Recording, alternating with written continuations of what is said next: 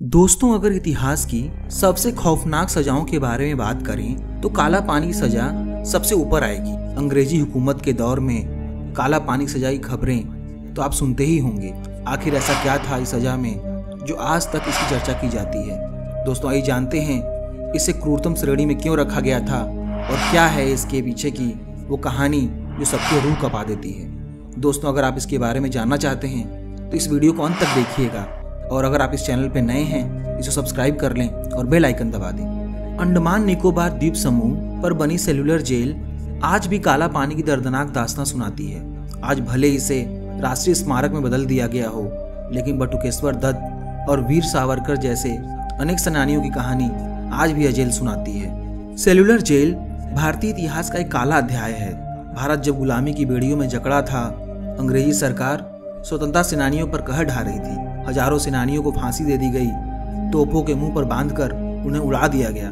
कई ऐसे भी थे जिन्हें तिल तिल कर मारा जाता था। इसके लिए अंग्रेजों के पास सेल्यूलर जेल का अस्त्र था।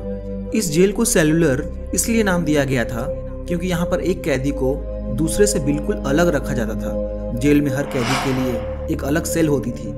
यहाँ का अकेलापन कैदियों के लिए सबसे भयावह होता था। यहाँ कितने भारतीयों को फांसी की सजा दी गई और कितने मारे गए इसका रिकॉर्ड मौजूद नहीं है, लेकिन आज भी जीवित स्वतंत्रता सेनानियों के जहन में काला पानी शब्द भयावह जगह के रूप में बसा है। यह शब्द भारत में सबसे बड़ी और बुरी सजा के लिए एक मुहावरा बना हुआ है। दोस्तों, अंडमान के पोर्ट ब्लेयर सिटी में स्थित इस जेल की चारदीवारी इतनी छोटी थी कि इसे आसानी से कोई भी पार कर सकता है, लेकिन यह स्थान चारों ओर से गहरे समुद्री पानी से घिरा हुआ है, जहाँ सैकड़ों किलोमीटर दूर पानी के अलावा कुछ भी नजर नहीं आता है। यहाँ का अंग्रेज सुपरिटेंडेंट कैदियों से अक्सर कहता था कि जेल दीवार इरादतन छोटी बनाई गई है, लेकिन यहाँ ऐसी कोई जगह नहीं जहाँ से आप जा सकें। सबसे पहले 200 विद्रोहियों को जेलर डेविड बेरी और जेम्स पैटिशन वॉकर की सुरक्षा में यहाँ लाया गया था। उसके बाद 733 विद्रोहियों को कराची से यहाँ लाया गया।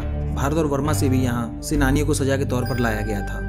दोस्तों, सुदूर द्वीप होने की वजह से यह विद्रोहियों को सजा देने के लिए अनुकूल जगह समझी जाती थी। उन्हें सिर्फ समाज से अलग करने के लिए यहाँ नहीं लाया जाता था, बल्कि उनसे जेल का निर्माण, भवन निर्माण, बंदरगाह निर्माण आदि काम में भी लगाया जाता था। यहाँ आने वाले कैदी ब्रिटिश शासकों के घर का निर्माण भी करते थे। प्रत्येक शाखा 3 मंजिल की बनी थी। इनमें कोई शयन कक्ष नहीं था और कुल 698 कोठरियां बनी थी। प्रत्येक कोठरी 15 बाई 8 फीट की थी, जिसमें 3 मीटर की ऊंचाई पर रोशनदान थे। एक कोठरी या कैदी दूसरी कोठरी कैदी से कोई संपर्क नहीं रख सकता था। दोस्तों, ये सुनकर आपकी रूह कांप जाएगी कि जेल में बंद स्वतंत्रता सेनानियों को बेड़ियों से बांधा जाता था। कोल्हू से तेल पेरने का काम उनसे करवाया जाता था। हर कैदी को 30 पाउंड नारियल और सरसों को पेरना होता था। यदि वह ऐसा नहीं कर पाते तो उन्हें बुरी तरह पीटा जाता था और बेड़ियों से जकड़ दिया जाता था। काला पानी जेल में भारत से लेकर वर्मा तक के लोगों को कैद में रखा गया था।